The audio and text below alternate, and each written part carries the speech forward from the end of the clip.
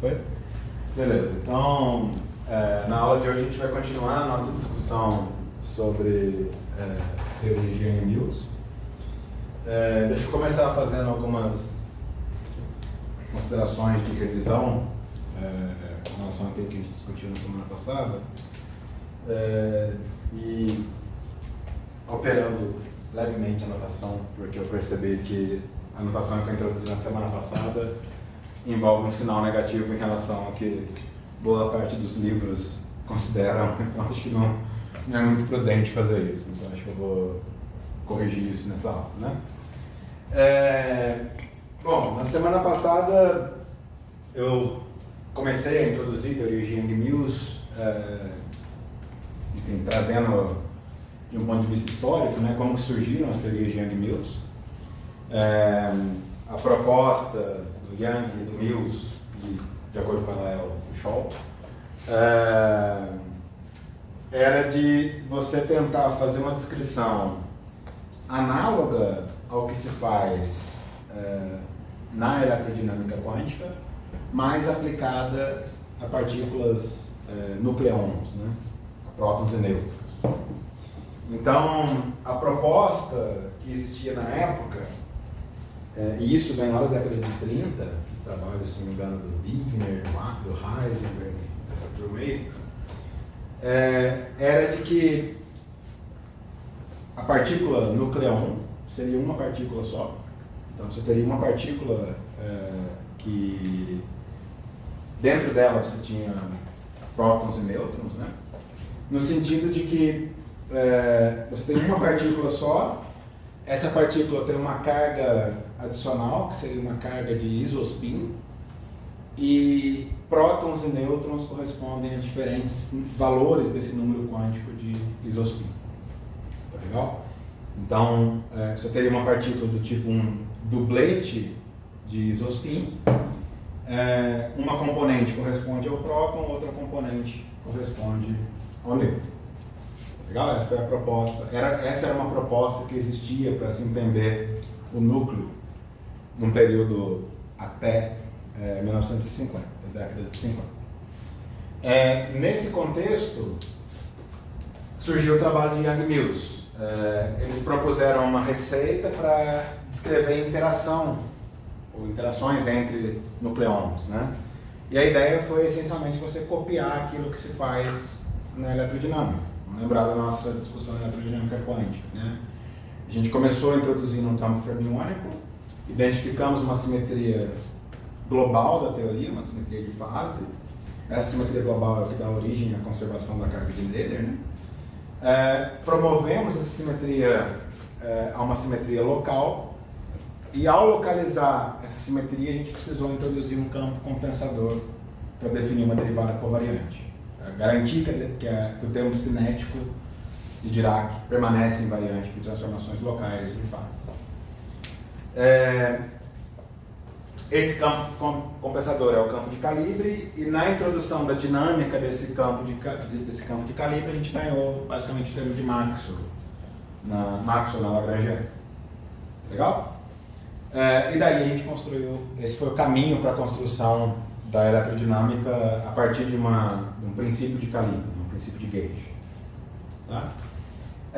E o que o Young-Mills propuseram foi a mesma ideia. Você parte de uma Lagrangiana de Dirac para um dublete de isospin. Então, ao invés de ter um termo, um fermion, um spinor de Dirac usual, você vai ter um vetorzinho coluna com dois spinores de Dirac. Um deles descreve o próton, o outro descreve o nêutron. São os diferentes estados dessa carga de isospin. E para essa Lagrangiana, que seria uma Lagrangiana da forma... então, a proposta, né, de Young-Mills original era você ter uma Lagrangiana da forma psi barra gama mi dmi psi menos m psi psi. Tá legal? Originalmente, né, esse psi ele era pensado como um dublete de isospin. Essa lagrangiana ela é invariante por transformações SU2. Se você faz uma rotação complexa, né, desse dublete de isospin, essa lagrangiana permanece invariante desde que isso daqui seja uma transformação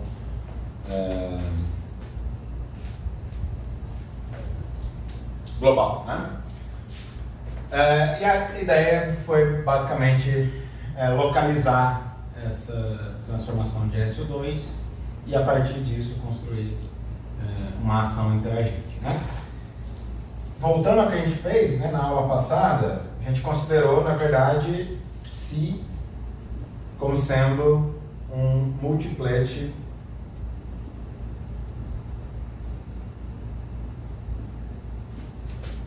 de N campos de Dirac. Essa daqui foi a primeira descrição de Yang-Mills. A gente pode pensar na teoria de Yang-Mills como uma teoria invariante por um certo grupo não abeliano genérico. Aqui a gente vai particularizar para teorias do tipo SUN. Legal? Então, a ideia aqui é que esse campo ele é um multiplet de N campos de Dirac. Então, eu tenho N espinores, Cn, tá legal? E uma transformação do tipo psi vai em psi' U psi combinada com psi barra vai em psi barra linha, psi barra U dagger. Essa transformação mantém, ou é uma simetria, né? Uma simetria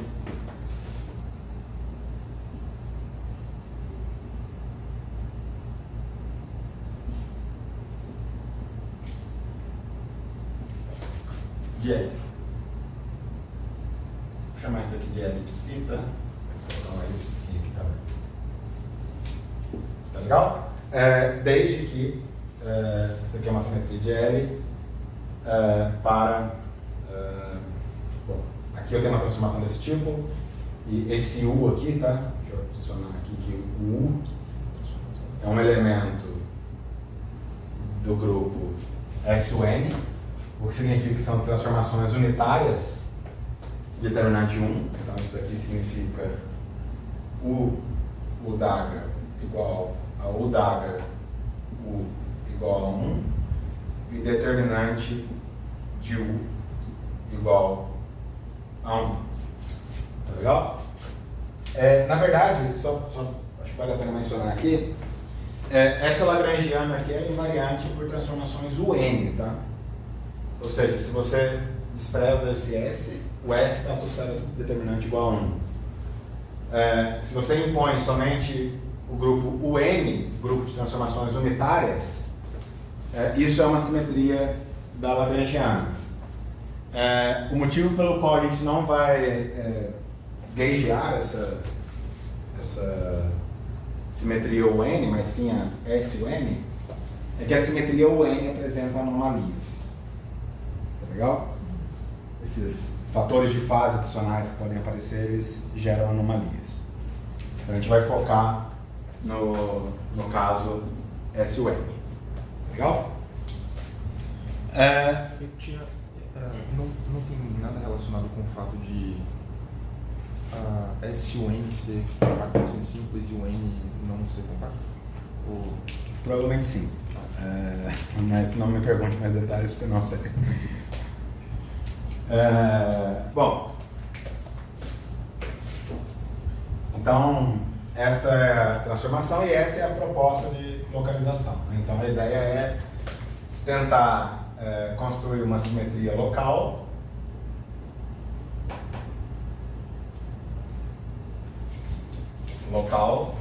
baseada em U vai em U, que depende de pontos do espaço-tempo.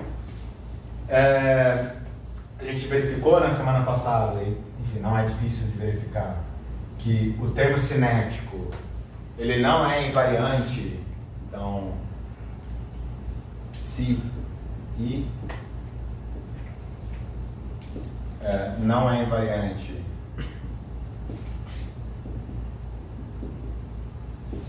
por transformações locais. Esse é o mesmo caso da QED, né? Na QED, se você promove a transformação de fase, uma transformação local, o termo cinético usual não é invariante por transformações locais. E isso levou à introdução, né? Isso conduziu à introdução de uma derivada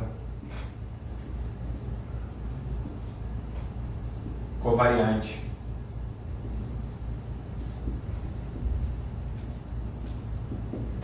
como sendo uma operação D batendo em psi, desse multiplete, igual a dmi batendo em psi, mais I, G, e agora vai haver uma correção aqui, tá? Uma modificação com relação à semana passada. Na semana passada eu tinha colocado mais IG, agora, para deixar de acordo com o que é comum na literatura, eu vou colocar menos IG. Tá legal? E essa derivada covariante, ela foi introduzida de modo a se transformar de forma covariante, né? Então, dmi psi linha é igual a U de x dmi psi, tá legal? E isso vai ser possível, isso daqui ocorre, né? Se o campo AMI se transforma de uma maneira específica. O AMI vai ser igual a U AMI U daga, aqui acho que é mais, I sobre G, dmi u U daga. Deixa eu ver se aqui é mais mesmo ou menos. É menos, né? Semana passada era mais. Hoje é menos. Então essa é a transformação apropriada do campo AMI, do campo de calibre. Aqui vale notar, né? O AMI, ele é o campo de calibre.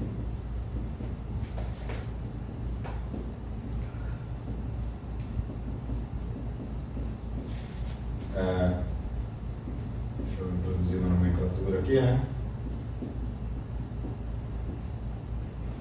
Esse daqui é o nosso chamado campo de calibre não abeliano.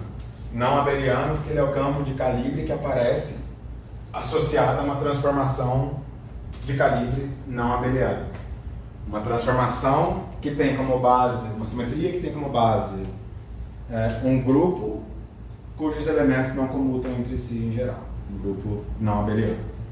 Tá legal? Beleza, então com essa receita a gente pode definir um L psi local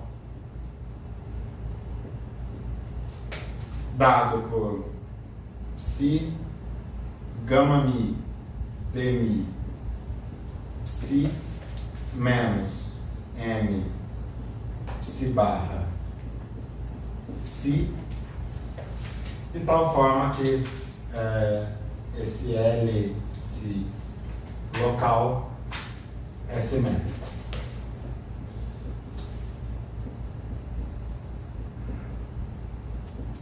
Por transformações locais. Legal? Ok? Até aqui, bem parecido com a QED, né? Bem parecido com a QED. A única diferença é que a gente tem que tomar cuidado com a posição de alguns objetos. E isso daqui não é simplesmente uma fase, né? Não é uma transformação de fase. Um ponto importante é que, dada essa estrutura do campo, desculpa, da derivada covariante, dado que esse objeto psi vai ser um multiplete que corresponde a uma matriz, possui uma representação matricial em linhas, uma coluna, o A vai também ter uma representação matricial do tipo n por n. Tá legal? De modo que essa combinação aqui vai dar um objeto coluna, né? Então, A é uma matriz quadrada, psi é uma matriz coluna, A vezes psi é uma matriz coluna. Tá legal? E dada essa natureza matricial do A, o A não comuta com ele mesmo, em geral. Legal? Então, você tem que tomar cuidado que comutadores de A com A não necessariamente é igual a zero. Legal? Bom, comutador de AMI com AMI é igual a zero, mas comutador de AMI com ANI é diferente de zero em geral. Legal? Você é variado no mesmo ponto também. Bom, e aí faltou a construção do termo cinético, né? A gente começou a construir o termo cinético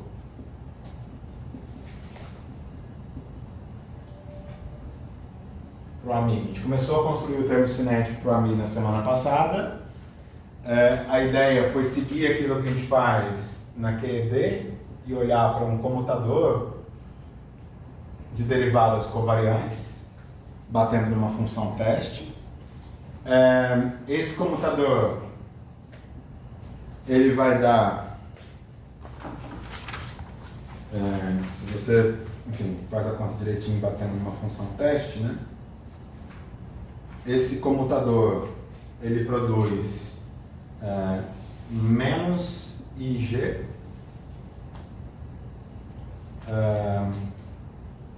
dmi AMI menos dmi AMI menos IG, comutador de AMI com ANI. Tá legal? Onde esse primeiro pedaço aqui, né, seria o F-mini de Maxwell, mas a gente tem essa modificação aqui devido à estrutura não abeliana do grupo, né? E, consequentemente, possível não comutatividade do AMI. Tá? A derivada covariante, tudo bem, ela não é matriz, né? E do outro lado... Não, a derivada covariante é matriz. Ah, Porque se você olha só para a derivada covariante aqui, né? Vou colocar um parênteses aqui. O dmi, ele na verdade é isso aqui, né? Onde esse I, quer dizer, esse 1, né? É a identidade no espaço de matriz N por N. Legal? Bom, seguindo a definição, inspirado na definição do F-mini para eletromagnetismo, F-mini de Maxwell, né? Para Yang-Mills, nós temos um F-mini definido como sendo menos 1 sobre IG, comutador de dmi, consequentemente F-mini igual a dmi, ANI menos dni, AMI menos IG, comutador de AMI com ANI. Legal? Então esse é o F-mini de Yang-Mills. Ele recebe o nome de Field Strength. Sempre me confundo, é TH ou HT?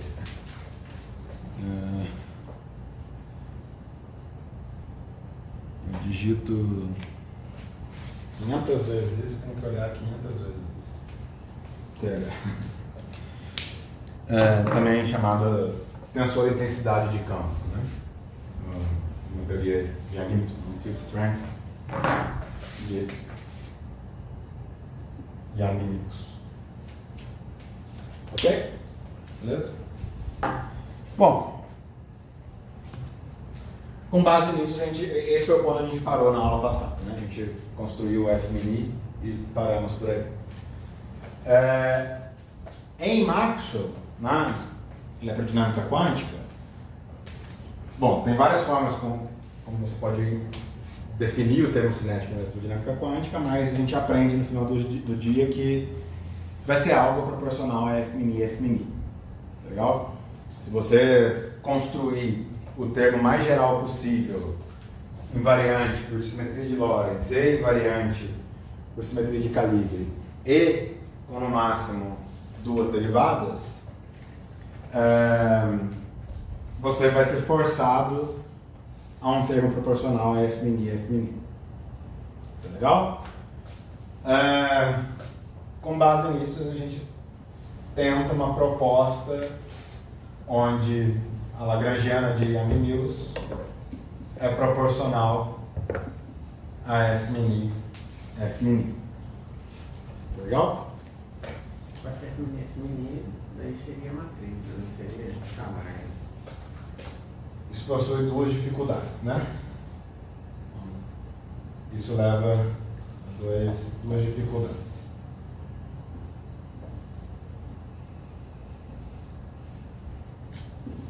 A primeira é que F-mini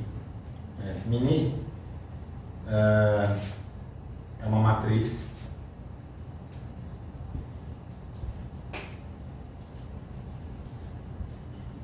N por N. Tá? O A é uma matriz N por N, o F-mini basicamente é A, né? Então, o F-mini vai ser uma matriz N por N. Legal? E uma lagrangiana tem que ser escalar. Então, essa não é uma boa proposta para lagrangiana. Além disso, diferente do Maxwell, no Maxwell, o F-mini é invariante por transformações de calibre. O F-mini' é igual a F-mini.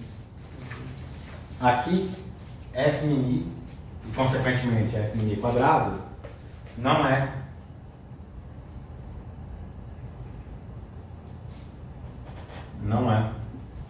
invariante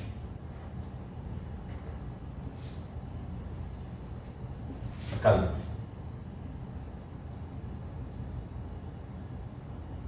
Tá? Vamos olhar então para como que o F-mini se transforma.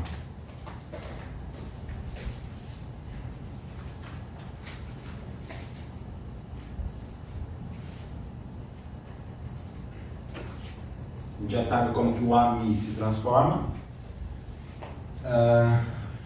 Com isso a gente pode calcular como o F-mini se transforma. Então, vamos olhar aqui para transformação de calibre de F-mini. Tá? Isso significa que eu quero determinar como que o F-mini' se relaciona com o F-mini. Tá? Uma forma simples é a seguinte: defino um F-mini' como sendo isso daqui, todo mundo com linha, aplico essa transformação, simplifico tudo e maravilha. Isso vai demandar alguma álgebra, então não vamos fazer isso. Tem um caminho mais esperto nesse caso. Vamos olhar para a transformação da derivada covariante. Tá? A gente sabe que a derivada covariante batendo num psi linha é U derivada U de x, né? Transformação local, derivada covariante batendo em psi. Tá legal? Isso daqui, por sua vez, implica dmi linha, dmi é variado com variáveis linha, batendo em psi linha igual a isso. Tá? Okay. Faça a transformação do psi'. Daqui eu obtenho dmi batendo em u, psi, igual a u, dmi, psi. Legal? Multiplico os dois lados por u dagger. Multiplicando os dois lados por u dagger. Daqui eu obtenho u dagger dmi u de x psi igual a dmi psi. Opa, dmi. Não, deixa eu ver o seguinte, Deixa eu retomar um passo aqui, pessoal. Deixa eu retomar um passo. Desculpa. Vou fazer o contrário. Eu vou escrever psi em termos de psi dagger. Tá? Desculpa, psi em termos de psi'. Tá? Eu vou usar esse lado da equação aqui, u de x igual a dmi u dagger de x psi'. Tá?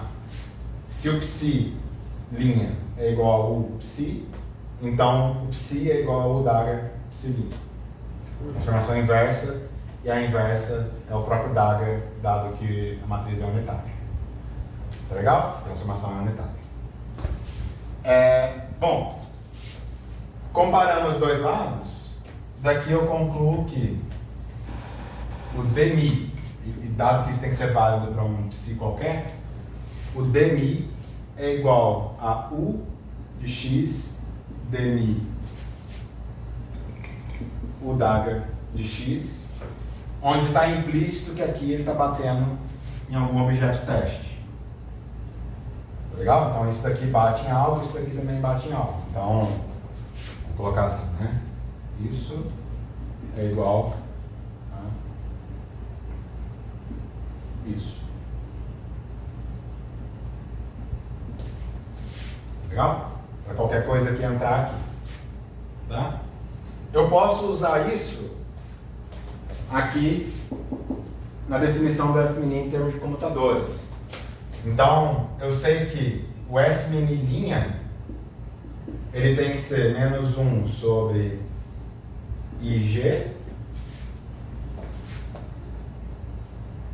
comutador das derivadas covariantes linha, tá?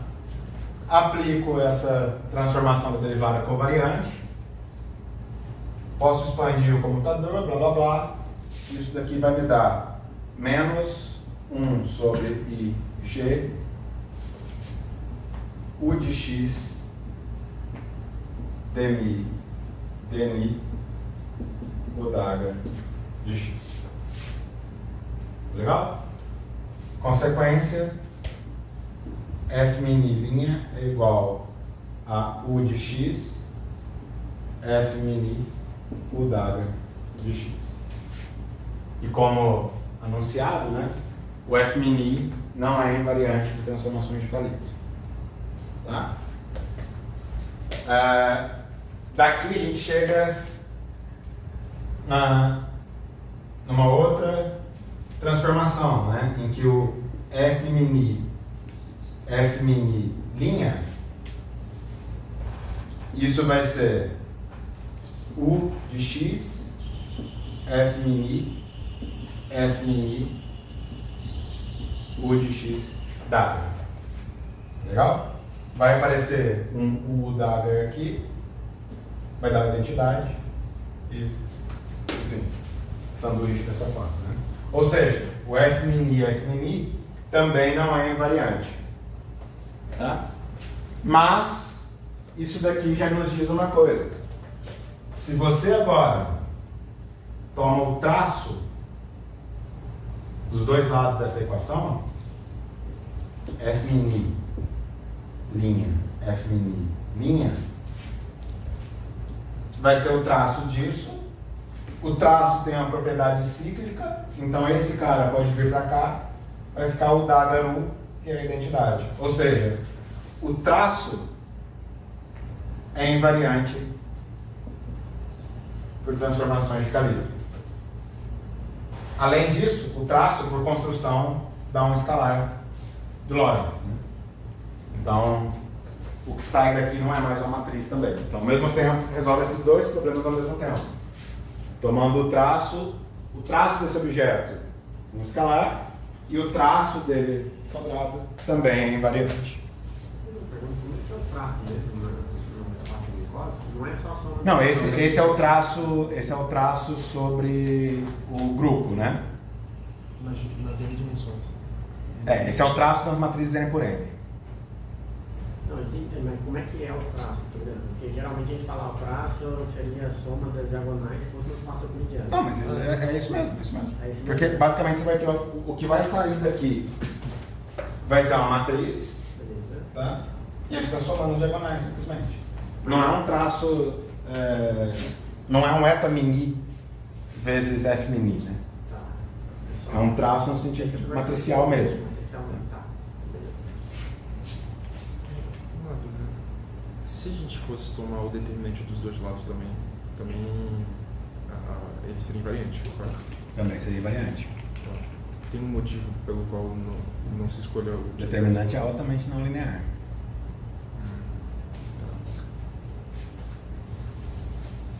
Com determinante, quer dizer, não é altamente não linear, mas com determinante você não constrói algo quadrático. O determinante vai te dar F a 8, né?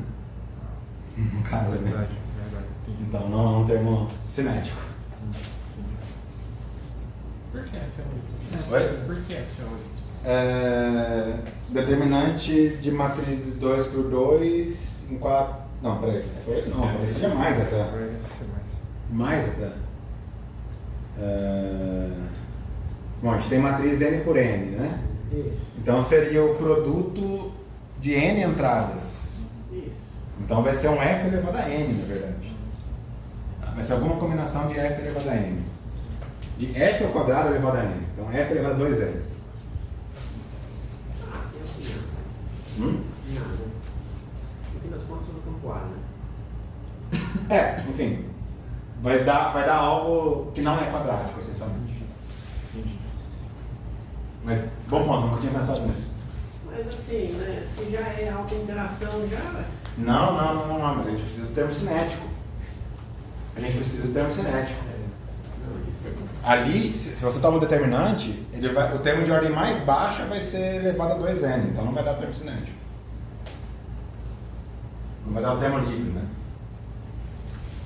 Você poderia, a princípio, incluir um termo de interação desse tipo. Mas aí vai ser um termo de interação não renormalizado. Por contagem de potências. Pronto. Obrigado, discutir muito. Eu lembro de algum contexto onde se aparece determinante de F mini. Não sei se são teorias do tipo Born-Infeld. Dá para você escrever em termos de determinante de F mini. Mas enfim, existe algum contexto onde aparece isso.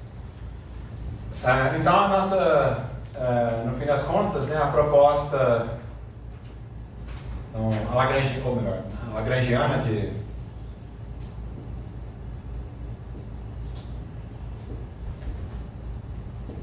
Young-Mills, ela vai ser proporcional ao traço de F mini e F mini. A gente vai trabalhar com a seguinte convenção: lagrangiana de F mini, lagrangiana de Young-Mills igual a menos 1 sobre 2 traço de F mini, F mini. Legal? O fator multiplicativo aqui, a gente tem a liberdade de redefinir campos e colocá-lo do jeito que a gente quiser, né? Eu vou convencionar igual a menos 1 sobre 2, daqui a pouco vai ficar claro porque eu escolhi menos 1 sobre 2. Porque o máximo é menos 1 sobre 4. O menos 1 sobre 2 vai fazer surgir o menos 1 sobre 4. Daqui a pouco. Isso que aparece aqueles outros índices, geralmente. Por enquanto eu ainda não escrevi os índices da álgebra, né? Bom, então essa é a nossa proposta de lagrangiana de Young-Mills. Essa é a lagrangiana de Young-Mills. para um grupo SUN. Como eu falei, né, você pode construir teorias de N-News para outros grupos, grupos simpléticos, grupos excepcionais, blá blá blá, mas assim, o que importa para a física medida, que tem algum respaldo experimental, são grupos SUN. Tá legal? Existem teorias além do modelo padrão, que aí sim envolvem outros grupos, mas não falaremos disso. Com o acoplamento com a matéria, não é de N-News? Hã? O Young News é isso aqui. Aí seria Young News mais matéria, né? Aí é QCD QCD. é Young News mais matéria. Modelo padrão é Young News vezes Young News vezes QD mais matéria. Então, mas deixa as interpretações físicas mais refinadas para o semestre que vem. Bom, dúvidas? Essa Lagrangiana aqui, né? Essa é Young News, é invariante.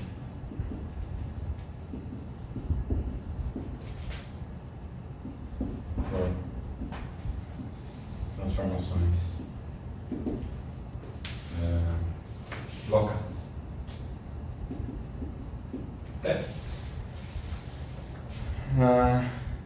Bom, é isso aí. Essa é a famosa teoria de Young News. Antes de continuar e fazer teoria de campos com teoria de Young News, eu preciso fazer um desvio com uma breve discussão sobre grupos, álgebra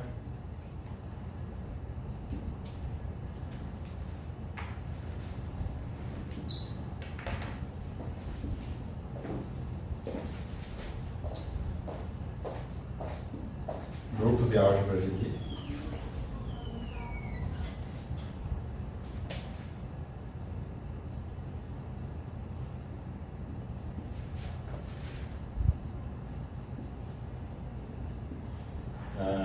De suas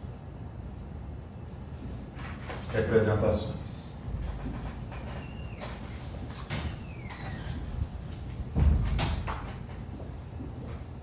Eu acho que esse é o nome das notas de aula do professor Agostinho. Ok? Eu acho que esse é o nome das notas de aula do professor Agostinho. Não tem nenhuma pretensão de ser rigoroso ou completo no que eu vou falar aqui. Fica esse disclaimer aí, né? E aqui eu estou falando de grupos e álgebra de Lie, mas na verdade eu vou falar de grupo SUN e álgebra SUN. Eu vou falar basicamente daquilo que a gente precisa para continuar. Tá? De forma geral, isso é a parte que a gente não precisa para continuar. Grupos de Lie, grupos de Lie,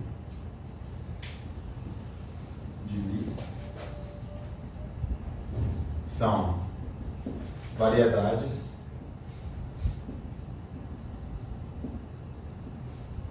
diferenciáveis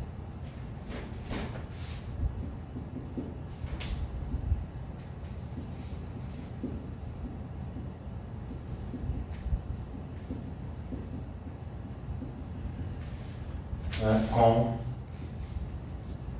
uma estrutura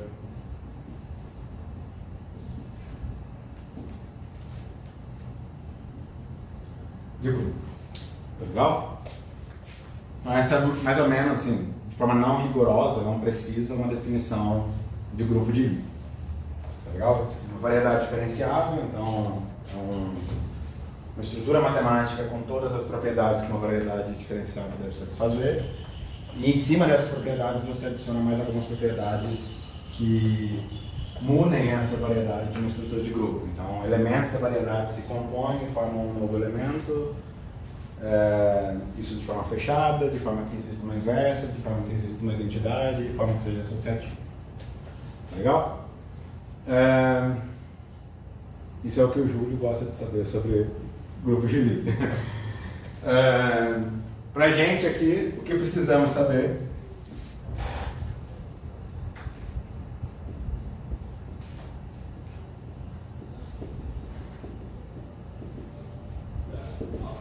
é que grupos de Lie são grupos parametrizados por um número, parametrizados de forma contínua por um conjunto de parâmetros. Então, grupos de Lie podem ser parametrizados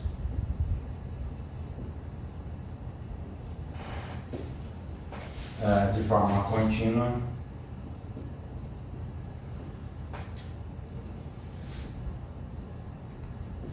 vou colocar de forma contínua, simplesmente. Mas é por um número finito de parâmetros. Por um número finito de parâmetros. Mas o ponto principal é, existe um conjunto de parâmetros, eu estou assumindo que tem que ser finito, não sei se existem possibilidades de números infinitos, mas aqueles que nos interessam certamente são finitos, de tal forma que todo elemento do grupo pode ser atingido por uma escolha particular de um conjunto de parâmetros. Legal? Então, o que isso significa aqui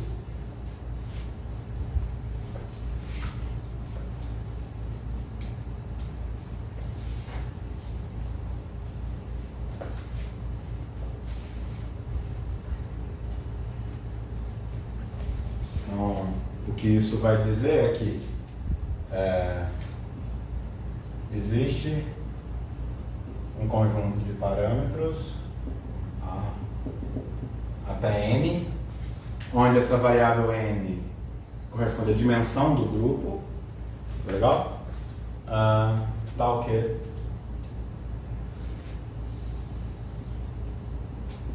todo elemento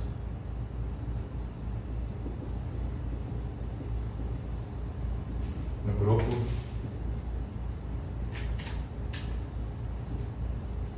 pode ser atingido por uma escolha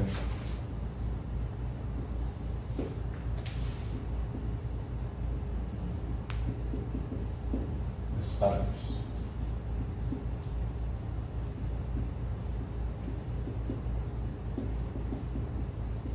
Legal? Esses parâmetros são reais, tá legal? E eles variam de forma contínua, tá? Que pra gente significa que a gente pode tomar derivadas com relação a esses parâmetros, se a gente quiser. Bom, isso é o que a gente precisa saber sobre generalidades do grupo de Lie. O próximo fato que a gente precisa saber é que se o N, grupo de transformações, ou grupo com elementos definidos a partir de matrizes unitárias de determinante 1, é um grupo de Lie.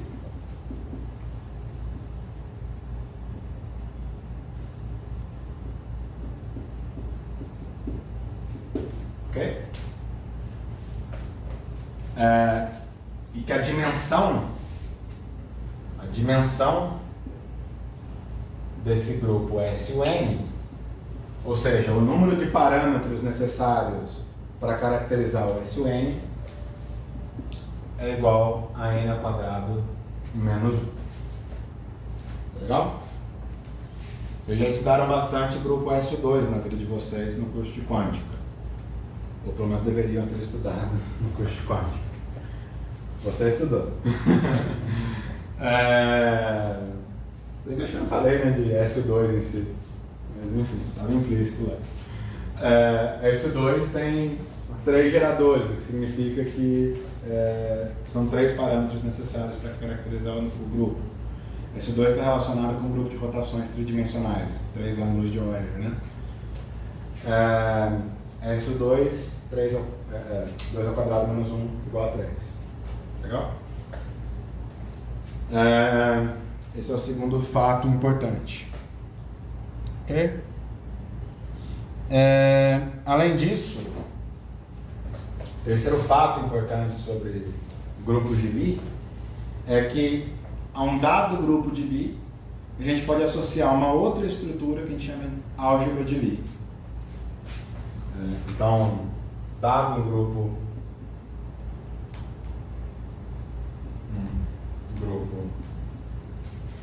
de Lie, podemos definir uma álgebra de Lie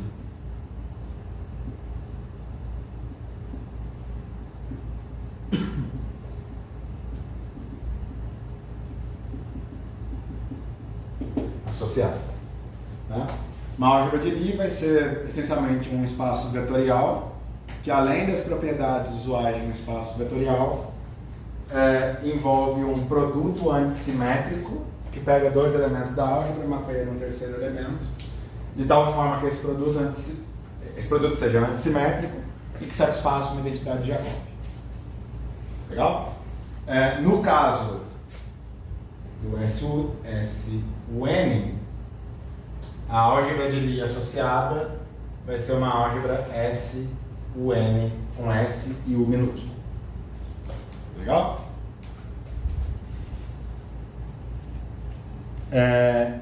A álgebra de Lie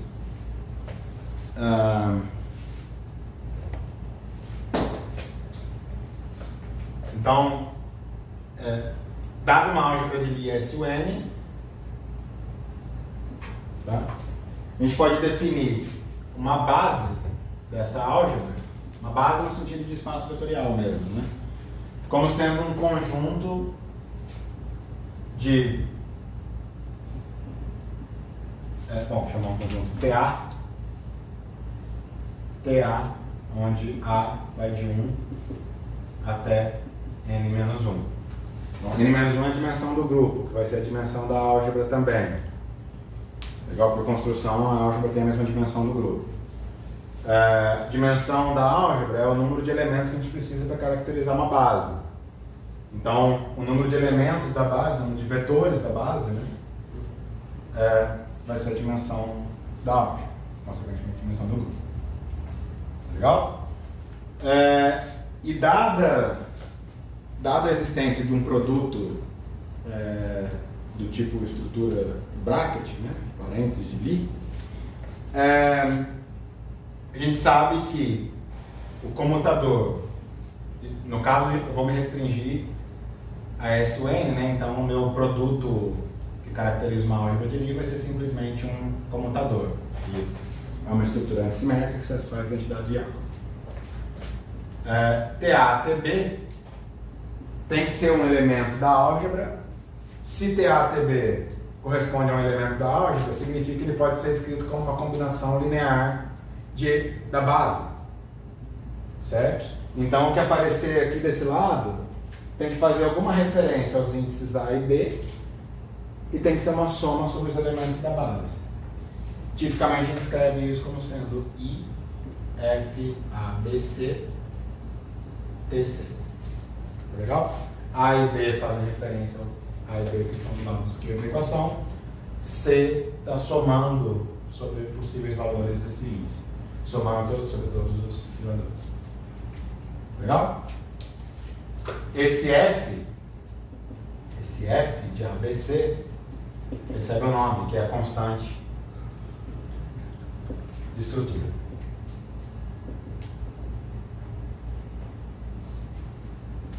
Legal? A identidade de Jacobi, ela vai implicar só uma observação, né?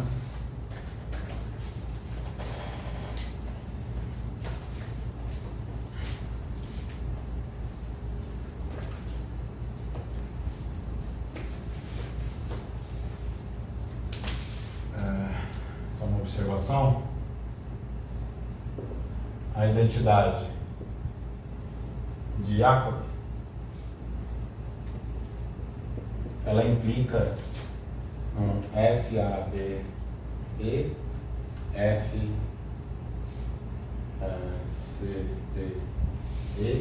mais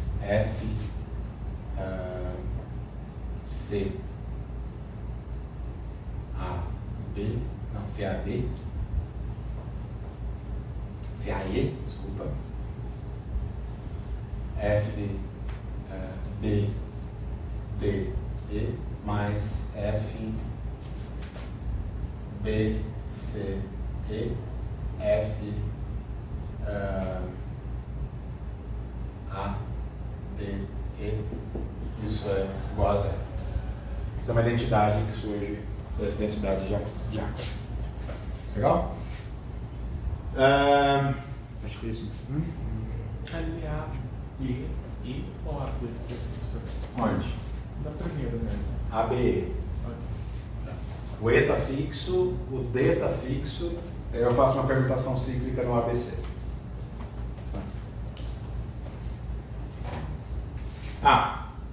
Para SUN, uma outra propriedade,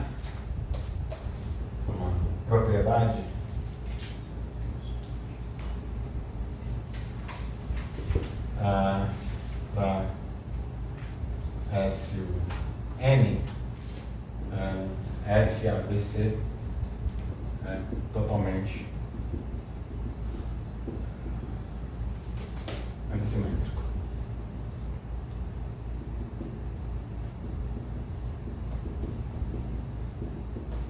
Antissimétrico nos índices ABC. Legal? Em geral, o comutador implica simetria nos dois primeiros, mas para SUN você pode escolher de tal forma que vai ser totalmente antissimétrico. O terceiro, quer dizer, eu já perdi qual fato que é esse, né? Quarto fato, quinto fato sobre grupos de Lie, em particular sobre grupos SUN, é uma relação entre álgebra e grupo. A relação é a seguinte: você tem um elemento do grupo, então, dado um elemento de um grupo SUN, esse elemento ele pode ser escrito como a exponencial de I θ A TA. Legal? Deixa eu colocar explicitamente aqui que o U depende de θ, né? O U é especificado pela escolha de θ. Legal? Essa é uma forma de você escrever elementos do grupo em termos de elementos da álgebra.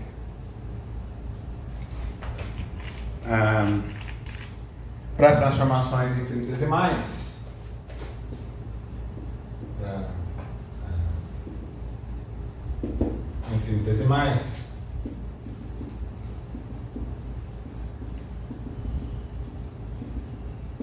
a relação relevante vai ser U de θ igual a identidade mais I θ A TA mais contribuições de ordem θ ao quadrado. Legal? Daqui, só uma observação, esse I aqui é convenção, tá? Tem gente que não coloca o I. Dependendo de colocar ou não o I, são diferentes as propriedades que o T tem que satisfazer. Incluindo o I, o T de AB, desculpa, T de A tem que ser hermitiano. Legal? T de A hermitiano implica que U é igual, quer dizer que o dagger é igual ao U a menos 1. Ok? O que mais?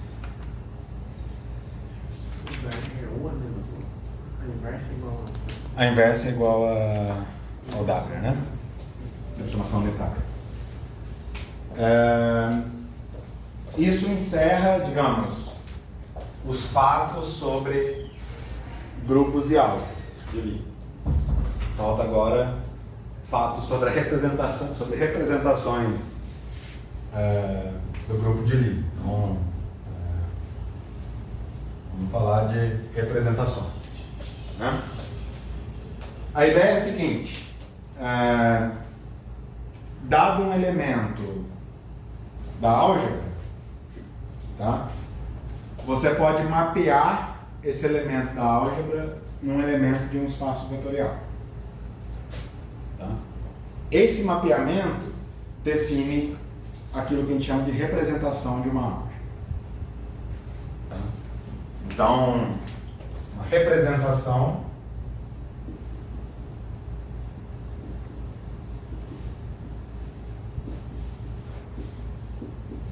vai ser um mapeamento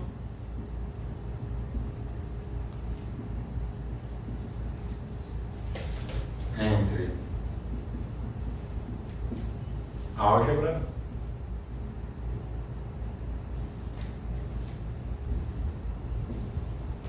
e um espaço vetorial. Tá?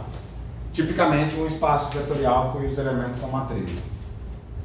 Então, se define, a partir de noções básicas de espaço vetorial, se define um espaço vetorial composto por matrizes, e suas propriedades de adição, blá blá blá.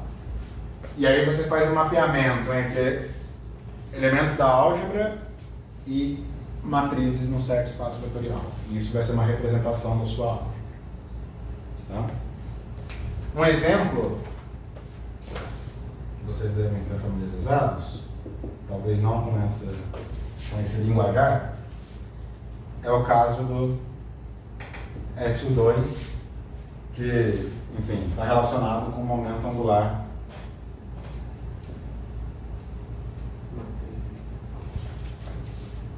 em mecânica quântica, né? Que é o grupo que é a álgebra associada ao momento angular. Lá na mecânica quântica, a gente caracteriza os geradores de SU2 como sendo os operadores de momento angular.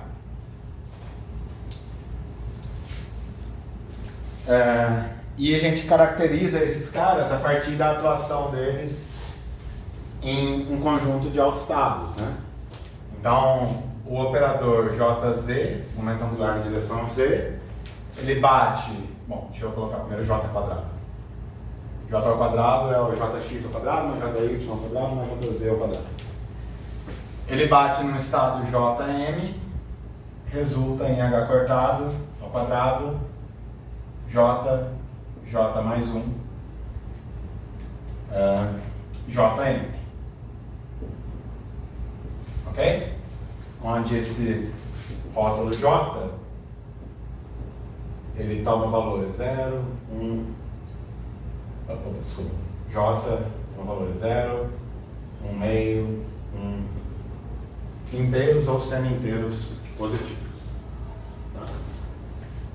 E você pode escolher uma das direções espaciais, tipicamente a gente escolhe a direção Z, e definir uma segunda equação de altos valores dada por Hm Jm, onde esse M ele toma valores entre menos J mais 1,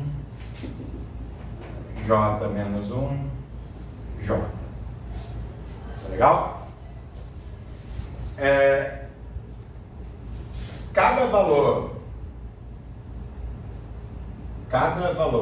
Cada J define uma representação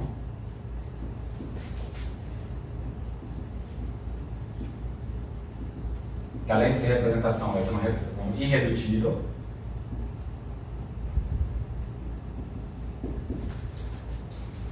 De SUN. Desculpa, é de SU2. Legal? Por exemplo, para J igual a 0, a transformação de SU2 é uma transformação em identidade, uma transformação do tipo singlet. Para J igual a meio, você vai ter uma transformação 2 por 2. A matriz de rotação vai ser 2 por 2. Para J igual a 1, 3 por 3, e assim por diante. Então, para cada J, a transformação pode ser mapeada numa matriz. Tá legal? Então, em particular, a dimensão, digamos, a dimensão, bom, ou melhor, né? Dado J,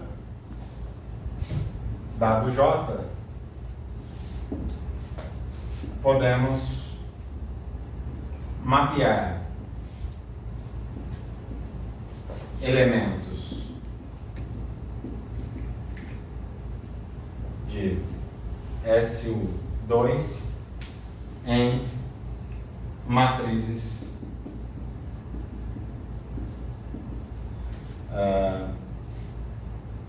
2J mais 1 por 2J mais 1. Tá legal? Por exemplo, para J igual a 2, desculpa, J igual a meio, são matrizes 2 por 2. Os geradores das transformações S2 são as matrizes de Pauli. Certo? Para J igual a 1, são matrizes 3 por 3. Os geradores são os geradores de rotações em 3 dimensões. E assim por diante. Tá legal? Você tem um mapeamento entre um dado J, você pode construir uma representação em termos de matrizes com essa dimensão, 2J mais 1 por 2J mais 1, que estão associadas a elementos da álgebra SU2 e, consequentemente, associadas a transformações de um grupo SU maiúsculo, né? 2. Tá legal? No caso mais geral, digamos, em teoria de representações, para representações de SUN, tá? Você pode sim fazer uma caracterização das representações em termos de equivalentes a esses números quânticos, só que aí o buraco é bem mais embaixo. Não é tão simples como a álgebra de momento angular. Entra toda uma teoria de pesos e raízes e blá blá blá. Quem tiver interesse, existem alguns cursos online do Tião onde ele aborda isso. Vocês podem encontrar, por exemplo, no canal do Professor Global no YouTube ou no República Fundamentalista do Iraquistão, também no YouTube. Pra gente, o que interessa saber existem diferentes representações, tá? Essas representações são caracterizadas pela sua dimensão, né? Então, aqui os fatos que nos interessa saber existem diferentes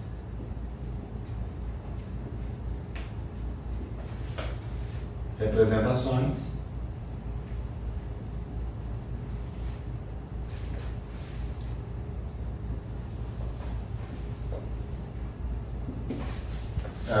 Em geral, eu vou denotar como sendo um R, cada representação vai ser... Quer dizer, quando eu falo de uma representação genérica, né, tem uma representação R.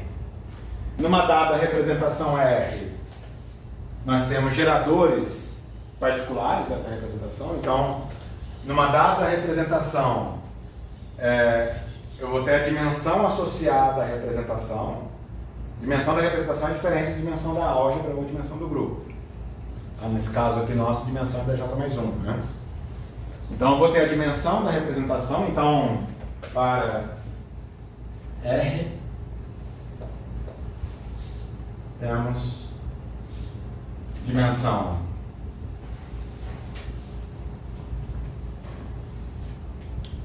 dr, tá? Até onde eu sei, a contagem a relação entre dr e n não tem uma fórmula simples como essa aqui.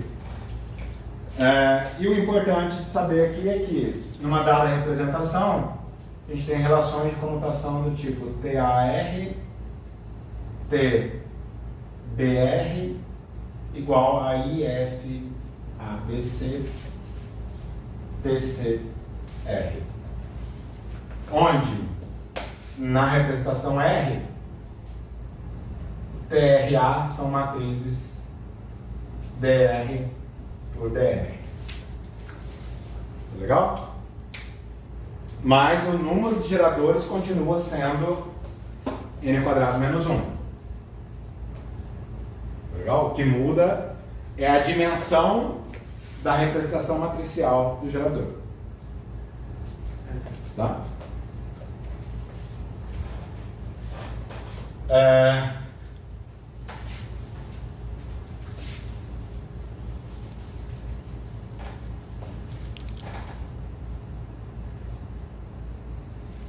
que mais?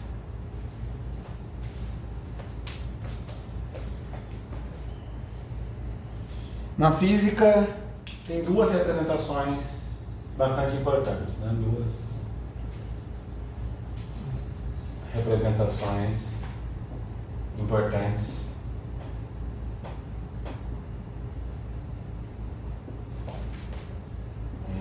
do Young-Mills.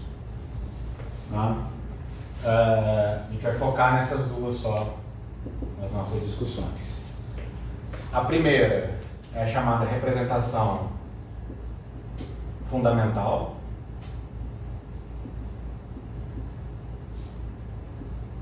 Tá? A representação fundamental basicamente é a menor representação que você pode ter não trivial. A representação trivial seria aquela onde o gerador é igual a identidade, né? Não, o gerador é igual a zero. E o elemento do grupo associado vai ser igual a identidade.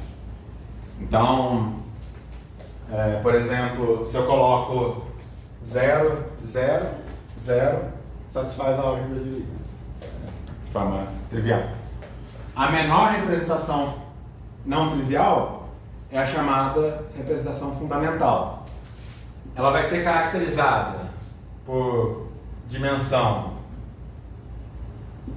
A dimensão da representação fundamental é igual a n, onde n é Mills, baseado em transformações S-U, né? Onde n é o n que aparece aqui. Legal? O que significa que nessa representação U são matrizes, ou podem ser mapeados, né? São mapeados ou representados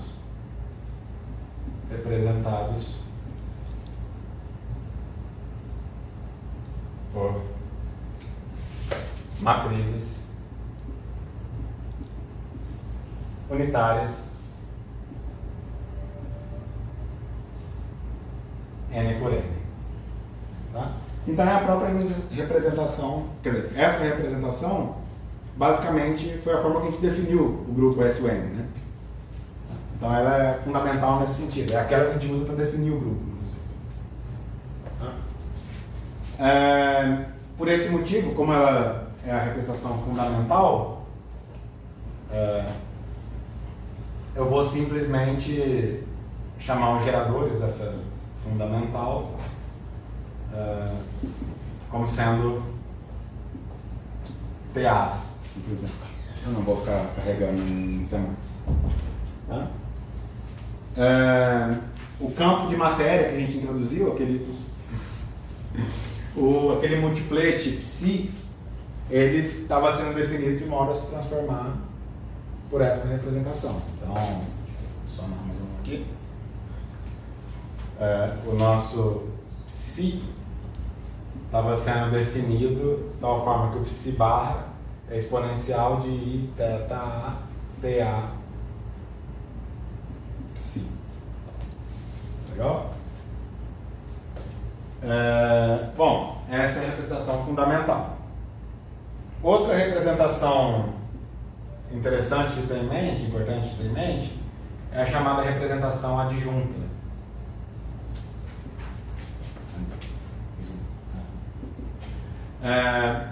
Essa representação ela vai ser caracterizada por uma dimensionalidade onde a dimensão da representação adjunta é igual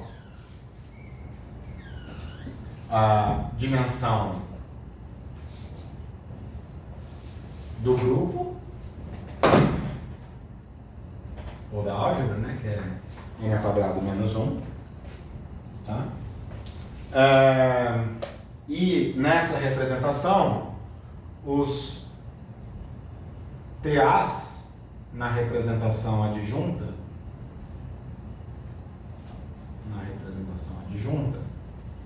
bom, os TAs na representação adjunta vão ser representados por matrizes n ao quadrado menos 1 por n ao quadrado menos 1. Legal? Em particular, você pode escrever esses geradores, os elementos de matriz desses geradores, então vou colocar índices BC, e são os mesmos índices daqui, né?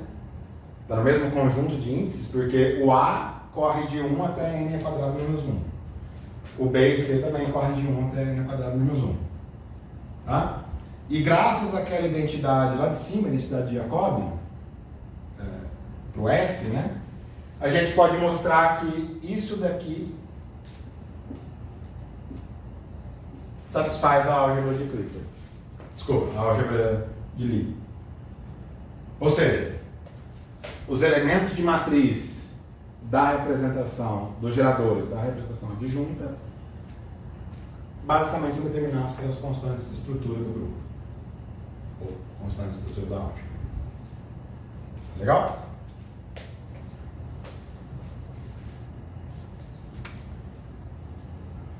Dúvidas? A ideia aqui é, você pode, basicamente, se você usa essa relação, né, comutador de TA adjunta com TB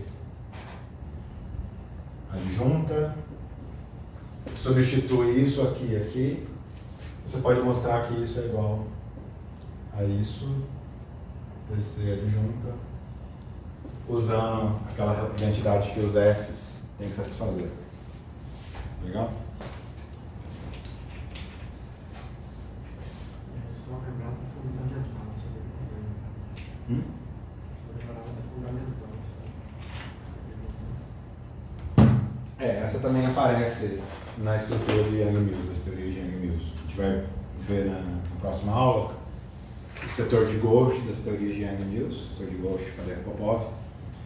O Ghost ele se transforma na representação adjunta. A anti-adjunta com essas três.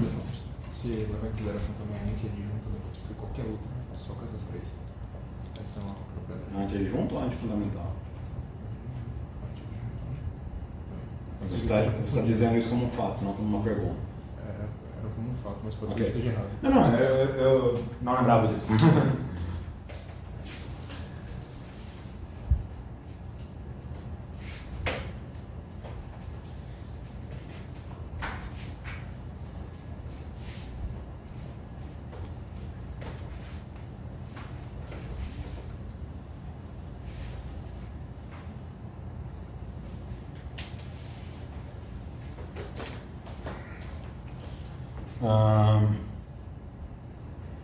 Tá. Só algumas propriedades úteis antes de finalizar a discussão sobre grupos, álgebras e afins.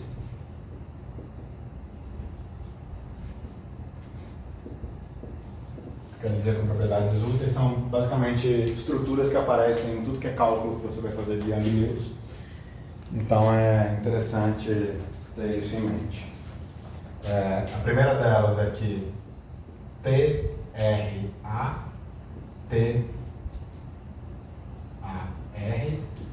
isso é C2 de R,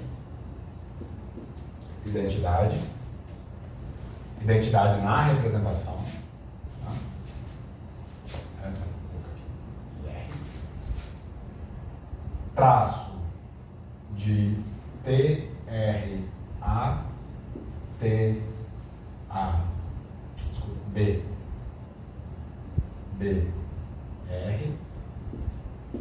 isso é igual a TR delta AB, tá? Esse T aqui não é um gerador não, tá pessoal? Esse cara é chamado Casimir quadrático.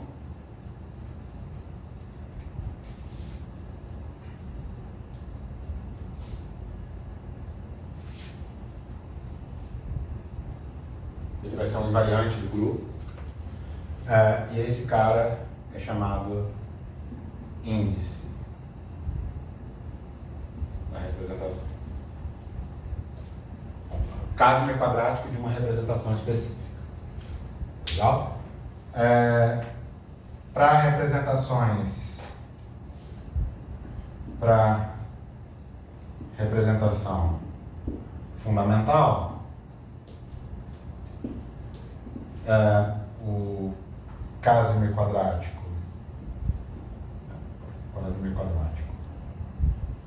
é fundamental e o índice da fundamental, eles podem ser calculados em termos de n.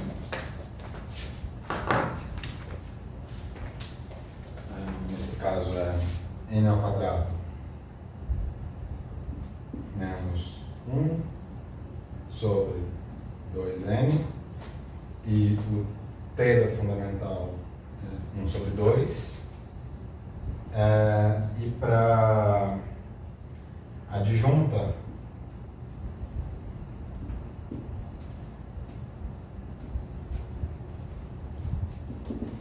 o Casimir da adjunta é igual ao t da adjunta,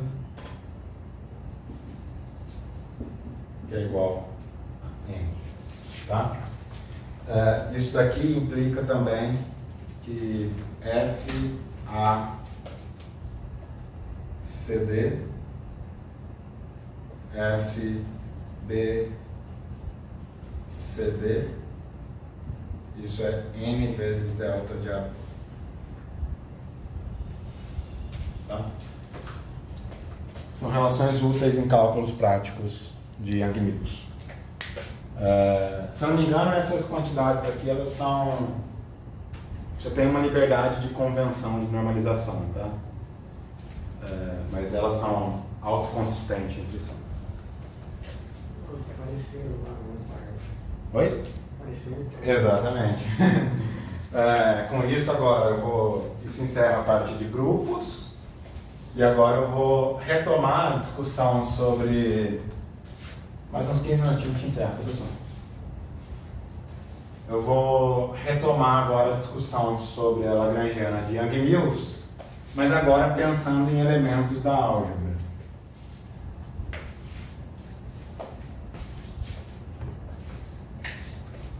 Vamos retomar agora a lagrangiana.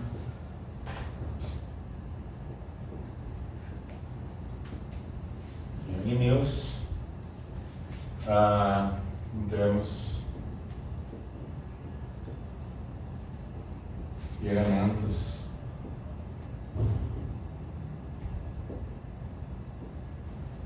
S minúsculo, U minúsculo. Na verdade vai ser em termos de componentes numa dada representação da álgebra. Antes de escrever a lagrangiana, a gente tem que utilizar uma informação, tem que dar uma informação adicional, que é que o campo de calibre é um elemento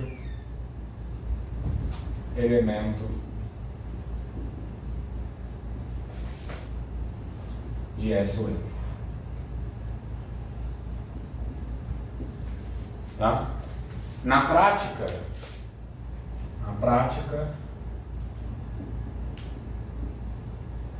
isso significa que o AMI pode ser escrito como AMI A, TA, numa dada representação.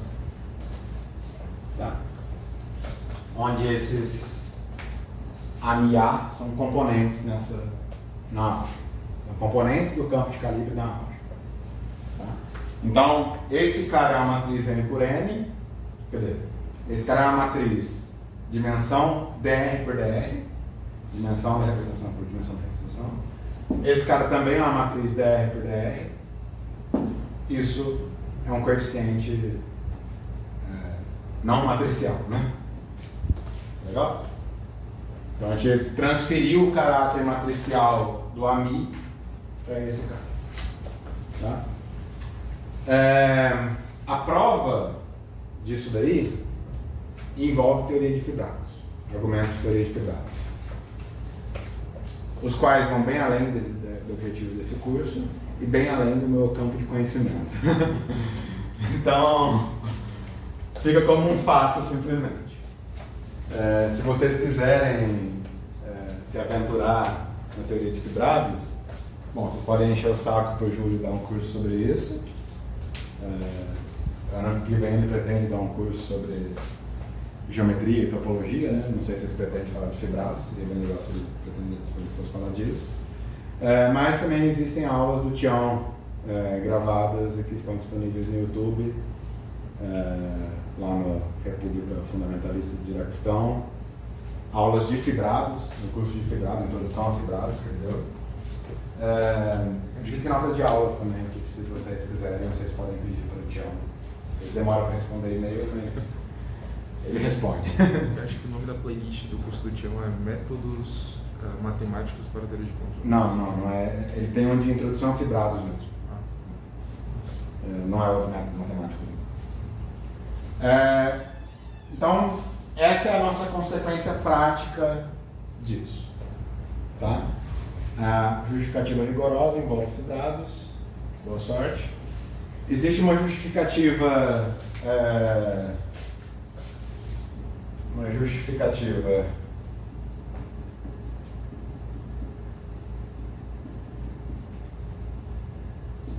Ingênua,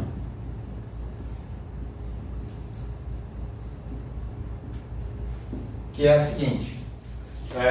Vamos olhar para a transformação do AMI.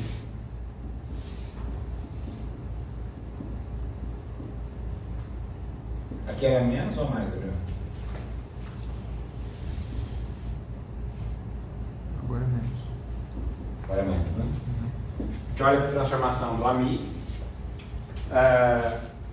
Vamos escrever o U como sendo uma transformação infinitesimal. Então, U é igual a 1 mais θ TA. Se você substituir isso aqui, era menos mesmo? Tinha duas versões, né? É mais e tem... Não, mas tinha duas versões. Aqui é menos mesmo. Tá, já viu aqui isso. Aqui faltou esse termo, né? U, AMI,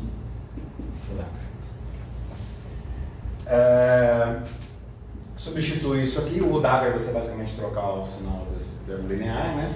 Substitui, mantém primeira ordem em θ e define o ΔA como sendo AMI' menos AMI. Isso daqui pode ser escrito como sendo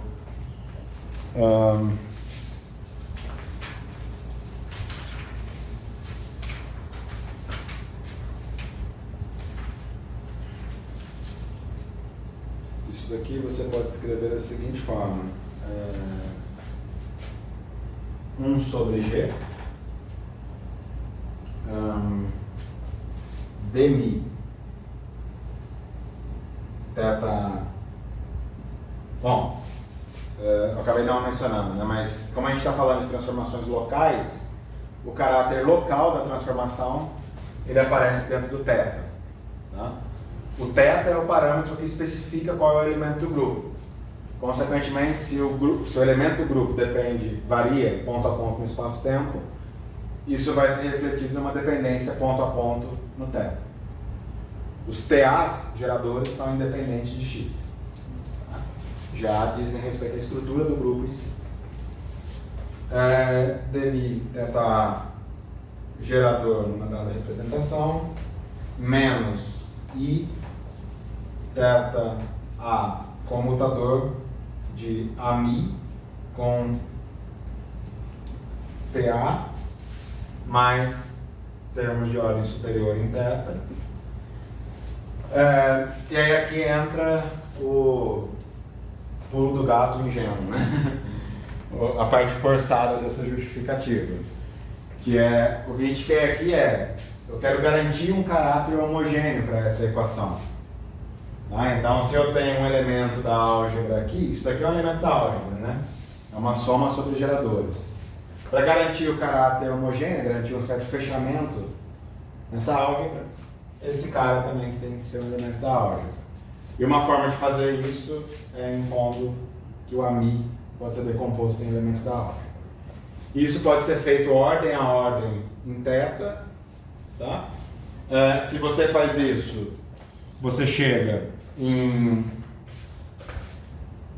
impondo agora, né? Daqui para cá eu usei que A pertence à álgebra SUN. Isso daqui implica que delta AMI de X é igual, bom, delta AMI é igual a 1 sobre G delta A, não, desculpa, delta AC dmi de θ A mais AMI A θ B FABC TRC mais termos de ordem superior. Fazendo isso em ordem mais alta, você sempre vai ter uma estrutura do tipo alguma coisa vezes TC, combinação linear de TC, né? Consequentemente,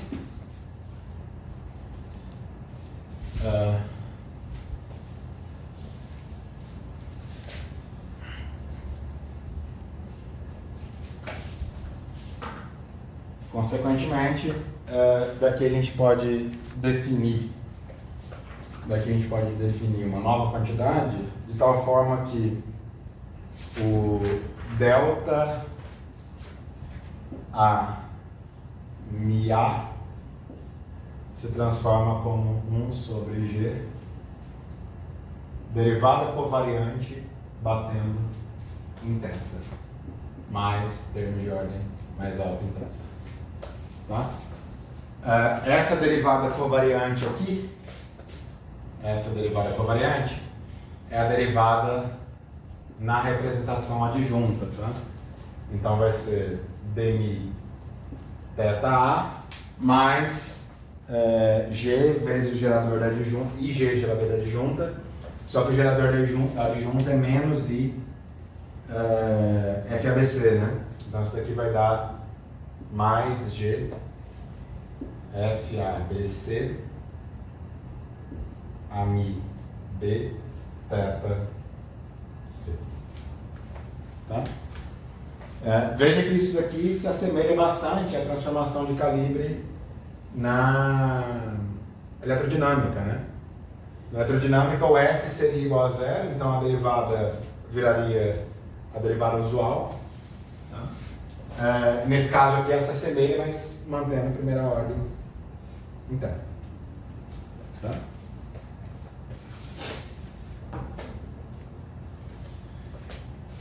Deixa eu fazer um parênteses aqui rapidinho. Deixa eu retomar. Vamos. Só uma observação.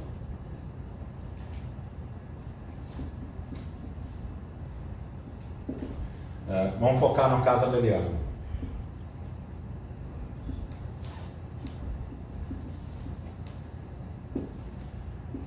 No caso abeliano, o AMI se transforma como sendo AMI menos I sobre E dmi alfa, né? Certo? Isso daqui eu posso reescrever da seguinte forma. O primeiro termo eu posso escrever como sendo I alfa, ou a gente usava IQ alfa, né? IQ alfa AMI I, Q, alfa, tá? Menos, bom, aqui deixa eu tomar cuidado aqui, mas aqui vai ser, cadê? Bom, deixa eu tentar algo e a gente vê se funciona. I,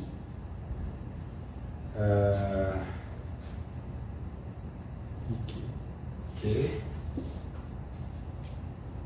sobre E dmi exponencial de I, Q, alfa. Na verdade, o Q vai ter que vir aqui embaixo, né? Então, deixa eu só fazer assim, deixa assim por enquanto. Menos I, Q, alfa. Quando eu tomo essa derivada, vai cair IQ multiplicando. Então, para compensar, dado que ele não aparece ali, eu tenho que dividir por ele, né? Então, isso aqui vai dar IQ E, né? Certo? Ok? Isso daqui eu posso colocar como um I aqui em cima. Basicamente é a mesma estrutura que está ali, né? Se a gente identificar esse cara como sendo U, esse cara como sendo o W, né? Essa observação, né, de que a transformação do AMI no caso abeliano também pode ser reescrita daquela forma, né? A menos de fatores ali que eu postei. Você inverte, na realidade, menos I, o U, e o dagger é mais, né? Aí dá certo, igual você está querendo fazer também. Não, mas aí vai ser simplesmente aqui trocar um sinal, talvez. Né? Isso, vai ficar igual ali, né? Ou menos, né? É bom. Só botar um menos aqui.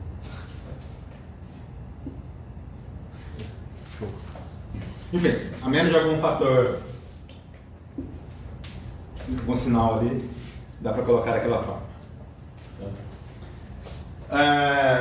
Bom, só para finalizar, vamos retomar então a Lagrangiana de Yang-Mills. Para falar da Lagrangiana de Yang-Mills, vamos olhar primeiro para o F mini. O F mini vai ser dmi ani menos dmi ami menos ig, comutador de ami com ani, certo? Eu vou usar agora que o ami pode ser escrito dessa forma. Vou usar que o ami pode ser escrito dessa forma. Esses dois termos se tornam ani a menos dmi ami a ta menos ig ami b ani c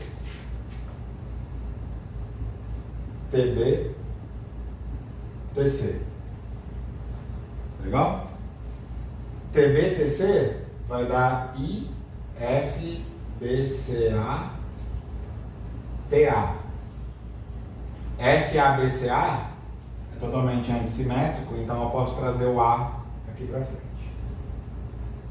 Tá? Troco o sinal duas vezes e permanece invariante. O A não pode sair, né? Porque, né? Como é que é? O A não é mais matriz, né? O caráter matricial desse cara veio totalmente para o gerador. E ali, Tá? E aqui eu estou focando na representação fundamental do A, tá? Estou focando no A, na representação fundamental. Tá? Esse I cancela menos I, fica o FABC, isso daqui se torna dmi ami A menos dmi ami A mais G FABC ami B ami C TA. Tá legal? Vou chamar esse bicho como um todo de F mini A.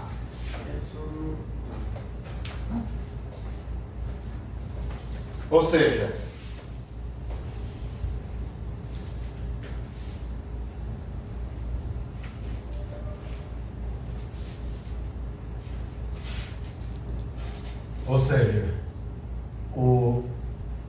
F mini pode ser escrito como F mini A TA.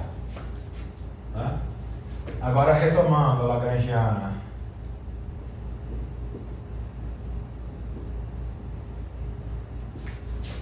de Young-Mills, daqui a gente obtém menos 1 sobre 2, lagrangiana de Young-Mills, né? Menos 1 sobre 2, traço de F mini, que é igual a menos 1 sobre 2. O F mini A não tem caráter matricial, então ele pode sair de dentro do traço. Eu fico com F mini A, F B mini, traço de TA, TB. Traço de TA, TB na fundamental. Isso daqui é igual a 1 sobre 2. Consequência lagrangiana de Young-Mills é igual a 1 sobre 2 delta. Exato. AB. Delta de AB. Somo sobre a delta, né? Menos 1 sobre 4. F mini A. F A mini. Tá? Ou seja, a gente recuperou aqui o 1/4 que aparece na QED, né?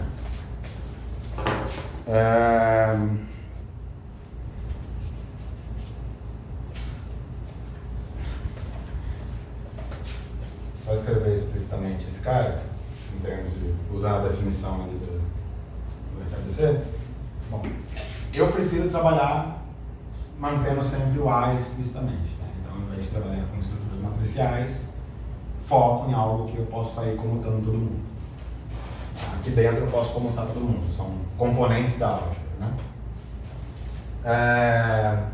Escrevendo explicitamente, eu tenho menos 1 sobre 4 dmi A menos d ni A ao quadrado. Tá? Quadrado aqui significa ele vezes ele mesmo com índice em cima, né?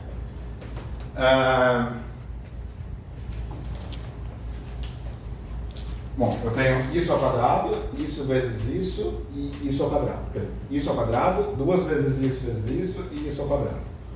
O 2 vezes isso, se eu não fiz nenhuma merda, pode ser escrito como G FABC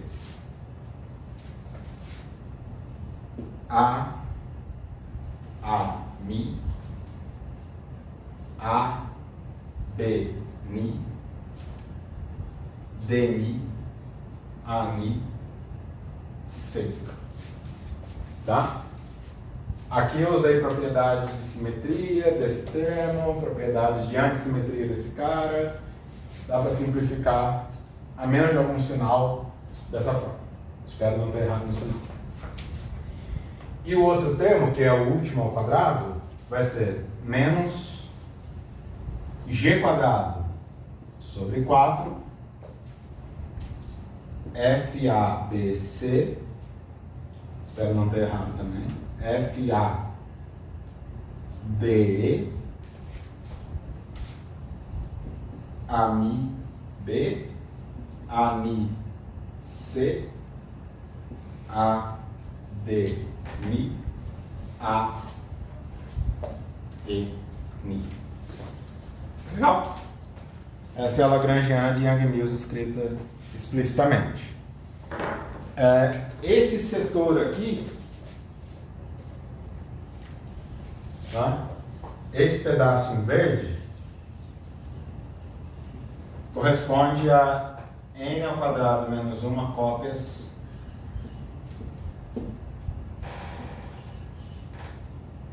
da lagrangiana de Maxwell, né? Okay?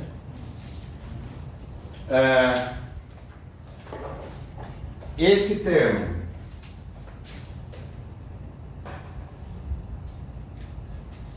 e esse termo são completamente novos. Esse termo vai dar origem a um trivértice de interação, tá? E esse termo dá origem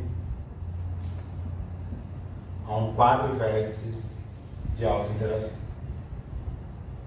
Tá? Isso faz toda a diferença em relação a QED. Tá? Isso vai mudar drasticamente propriedades das funções de correlação, as funções betas, e torna Yang-Mills puro algo interessante. Veja que a gente chegou em algo que, se você esquecer o setor de matéria, claro que a gente quer aplicar na física, então a gente não vai esquecer o setor de matéria, porque o setor de matéria existe. Mas mesmo que não tivesse setor de matéria, isso daí já dá algo extremamente não trivial, né? Diferente da QED. A QED ela só vai ter graça quando você incluir setor de matéria. Não sei que vocês incluam bordas e tudo mais, mas QED no espaço plano não compacto, ela só vai ter alguma graça quando você incluir setor de matéria. Yang-Mills não. Yang-Mills já é bem divertido sem matéria. E bem mais complicada sem matéria. Então, isso gera novas estruturas e estruturas bem complexas, inclusive. Tá? Eu vou parar por aqui.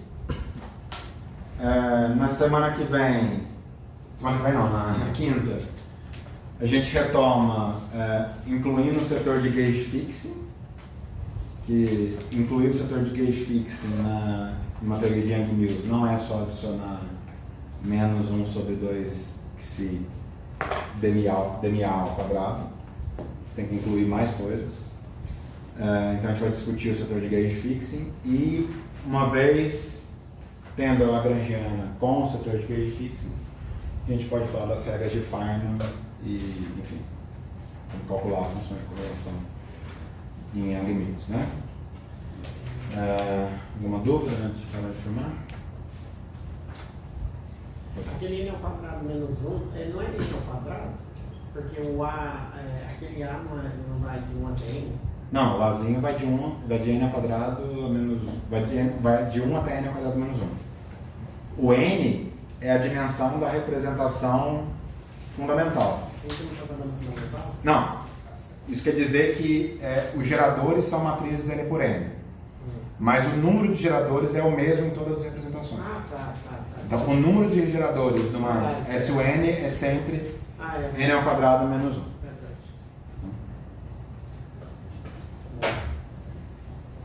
Isso aí, então, pessoal. Até quinta.